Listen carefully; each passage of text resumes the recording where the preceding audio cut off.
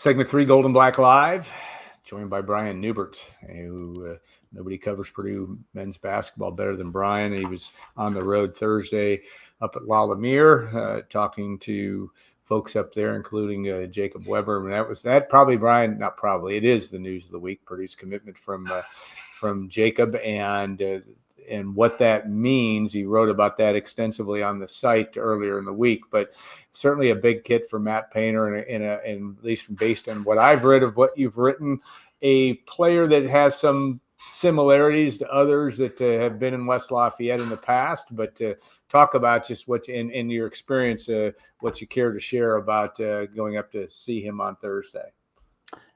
Yeah, first of all, let me apologize to our viewers for the disheveled state of my earbuds.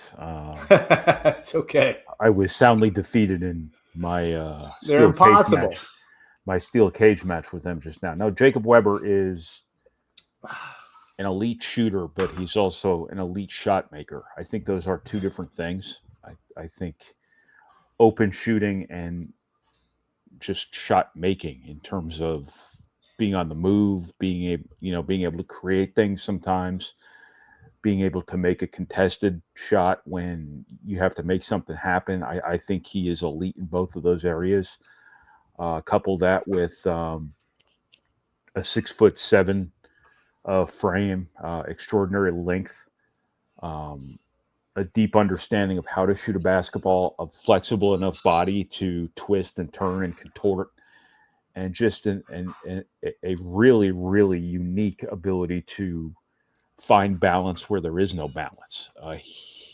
He can be sprinting, moving full speed in one direction, and he sets himself on the fly as well as any player I've ever seen. When he is in the air, he establishes an equilibrium better than any player I think I've ever seen Purdue recruit.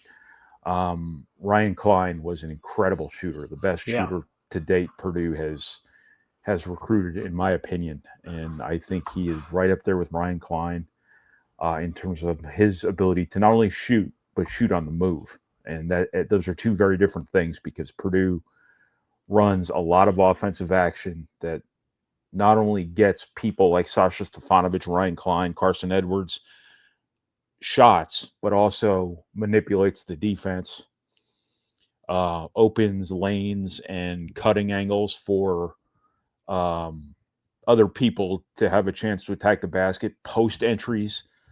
Most importantly, there is a reason why, like, Kendall Stevens was a really good post entry guy, was because he was the guy that they had to come out on. He was 6'6", so he could throw the ball over. And I think that's a really big deal for Purdue offensively. There's a lot of things they're going to be able to do with Jacob Weber in terms of the overall scheme of their offense, not just related to getting Jacob Weber shots, but getting everybody else shots. Sasha Stefanovic, in my opinion, is the gold standard at Purdue for a guy who just runs off screens all day long, and Purdue builds offense kind of around that. When people started guarding Sasha Stefanovic his senior year like he was the hot button guy, it opened up everything for everyone else. And that it was right around the time Purdue started becoming this year-to-year elite offensive program. And I think Jacob Weber is as gifted, if not more gifted, than anyone they've ever signed in that capacity. Or gotten committed, I shouldn't say signed. He's not signed yet, obviously. Yeah, obviously he'll sign late November, right? Or mid-November when that comes to pass. Yeah. The combination, the class of 2026, Luke Ertl's already is committed, not signed. You've seen these guys play more times than you care to admit, not only Jacob Weber, but Luke Ertl in terms of that. That's a good start to a class and a good start to a backcourt in a many-piece puzzle that Matt Painter is putting together. What's next down the road? There still is work to be done in that class in terms of that. I know you'll be covering that on goldandblack.com, but what's the next thing to watch for in your view? Yeah, well, they've been looking for big guys. Obviously, the front line is going to be an issue. It's going to be an issue that they have to address in the portal, whether that's a one-year stopgap at center, whether that's a forward to come in and start right away. They're going to have to get help in the spring off the transfer market. But there are still high school guys they'll take and develop. They've got a center, a 7-footer, Sinan Huan from China. I hope I'm pronouncing that correctly. I really have no idea. I've seen the kid play more than I've had to say his name. But he's a really, really big, really, really athletic center, a defensive guy right now more than anything. A little bit like Matt Harms, probably doesn't have the offensive skill quite yet. He's officially visiting this weekend. Purdue will take him if he wants to come, I'm quite certain. Purdue's still recruiting forwards. Quinn Costello, guys like that. Cam Williams, who's coming for a visit next weekend. Purdue will still obviously stay on those guys. They'll still look for guys, too, to offer here in the fall. And that's what, they're traveling around the country right now doing, looking for guys to not only keep up appearances, but also continuing to evaluate players. So I don't see why they need more guards after Ertl and Jacob Weber, but they've still been active with a couple of guys, Junior County in Utah. Jamin Sandra I thought was on the verge of committing there for a while. He is going to take a 2-year Mormon mission. So he is ostensibly a 2028 recruit now. I think he's going to commit somewhere before he goes on his mission, but I don't know. I've never covered a situation like this before, so we'll kind of see what happens. But if he wants to commit, Purdue will take that commitment. They will not see him on campus until 2028. So the front court really takes the front seat. Did I say that correctly? So the front seat. It's a front burner, maybe a front burner issue. You take a back seat, right, when something is being moved out of priority status. Is the opposite true? Do you take the front seat when something becomes a priority? I think so, or you put it on the front burner. I don't know. One of the two. You're always good. Front something. Front something. And what I was going to say, the one thing about this class and also the makeup of this Purdue basketball team, people tend to forget that you have 5 seniors. I mean, and 2 of the guys that came in this year are as transfers are going to play 1 year. So you've got a big class. Stating the obvious, the 3 people that everybody knows: Braden Smith, Trey Kaufman-Renn, and Fletcher Lawyer. But it is important. You're going to have a very different looking team. I know nobody's looking past 25, 26 for Purdue right now, and they shouldn't. But 26, 27 on down, it is going to have a lot of newcomers to it, and this is part of the process here. Yeah, and I think Purdue's at a level right now as a program where you don't want to drop off. You don't want to have a rebuilding year. You don't want to have that year again where you're playing 5 freshmen and you're bound to struggle. I think that in those years before, when Purdue was bound to struggle, they just didn't. The weird COVID year, they obviously didn't win an NCAA tournament game that year, but they had a pretty damn good year when they were playing all those freshmen. Obviously, Braden Smith and Fletcher Lawyer's freshman year, they were unbelievable. Again, didn't win an NCAA tournament game, but I think that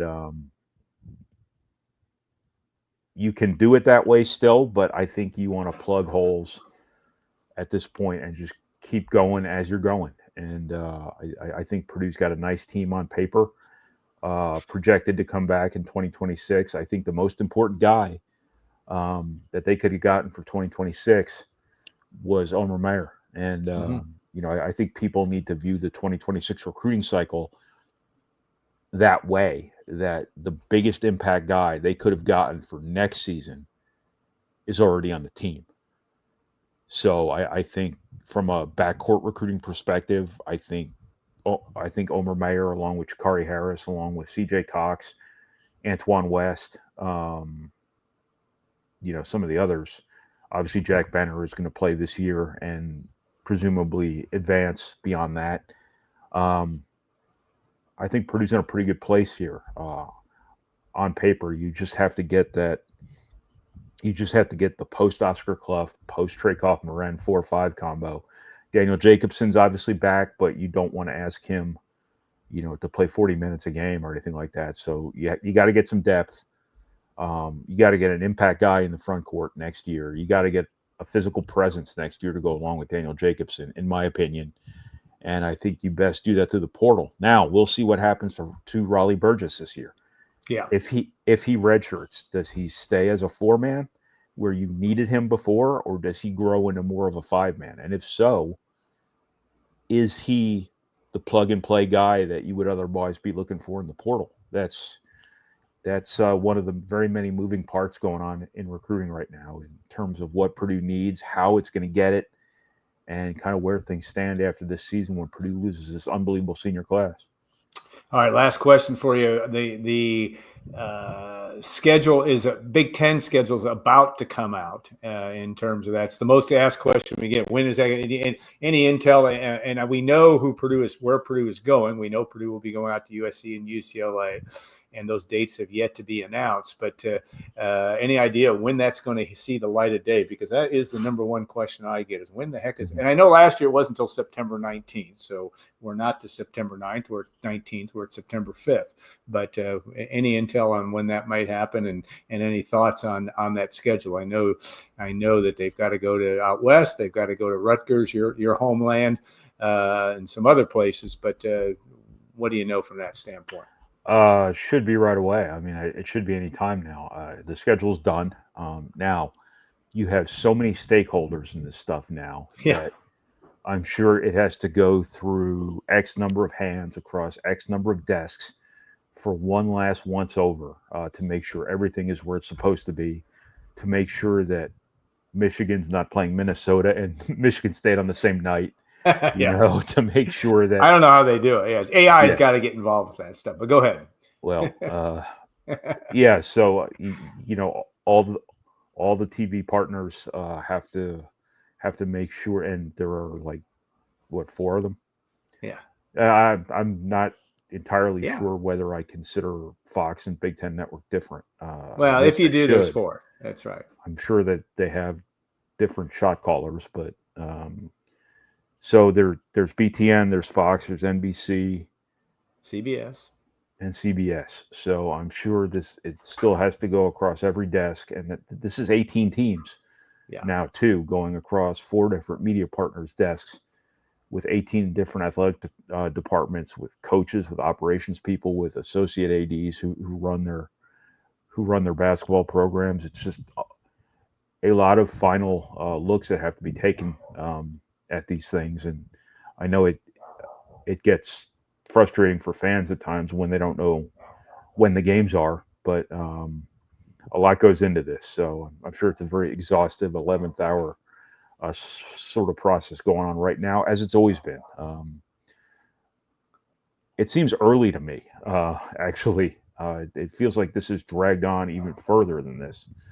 September 19th last year, I believe, was the day that it came out. So we're 2 weeks ahead. Yeah. So if it's imminent, which it sounds like from what you're saying it is, it will be. But yeah, I just think the 18 teams and all that make for a huge analytical problem that somebody's got to solve. Like you said, you got to put a lot of pieces, a lot of facilities, a lot of travel that all goes into this to figure all this out. I'm sure is daunting. And you got to figure out the women's side of it too. You want to make sure there are no facility conflicts. Sure. You want to make sure that there are television windows for them as well that aren't being occupied by a men's game. Just a lot goes into this. It would be a fascinating study to just kind of walk through the whole process with them as they start in March, I guess, of one year, and then finally release it in September. Yeah, it's pretty amazing process. All right, Brian, look for Brian's work on goldenblack.com. Make sure you also check out you can watch him also on our YouTube channel, and in addition to Apple Podcast. But his written word's pretty good. It's well worth the time if you want to think about subscribing to goldenblack.com. So, Brian, thanks again. We'll see it in the stadium for tomorrow, Purdue Southern Illinois. It'll be interesting to see how that one plays out, but we'll look forward to that very much. So have a great rest of your day. Yeah, I'm gonna go beat the hell out of these earbuds now and see if I can not take the scissors to it and lose my temper. So I don't want you to do that. So, Yeah. all right. Thanks, man. Appreciate it so All right. much. Yep. All right. I want to thank the good folks at WLFI for making this happen. And obviously Steve Clark and TJ as well, TJ Horn for all they do to make this happen. Thanks also to our sponsors, Triple X on the hill, but on the level of Purdue tradition since 1929, and State Farm agent Trent Johnson at trentismyagent.com. We will be back next week. Another group of special guests prior to the Purdue USC game. Same bat time, same bat channel, 2:00 on the WLFI. We'll have replays on after as well. In the meantime, have a great rest of your weekend. Looks like it's going to be a great night for football in Ross-Ade Stadium. And we appreciate all of you for taking the time to check out this edition of Gold and Black Live.